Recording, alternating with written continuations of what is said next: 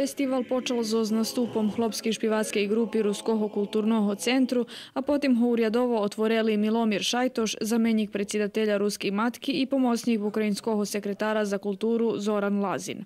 On vyznačil, že Rusnaci hoć mala nacionalna zajednica, dobre organizovani i možu poslužiti jak приклад у других мультикультуральних штретках. За розліку від прийшлого року, коли ми насправді були досить ценкі з фінансійними средствами, зараз насправді маємо найпоjem keljo važne i keljo dobre mac za organizaciju jednog takvog festivalu i to nam umožljivuje, že bi tot festival še vracel do koljajo u ktorih bul, a to že bi tirval 3 dni, že bi mal najpoveme za naše uslovija krasne číslo predstavov, ktorí budú prezentovani novosadskej publiki.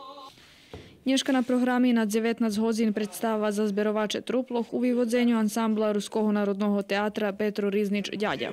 Festival tirva po nedjelju 3. december.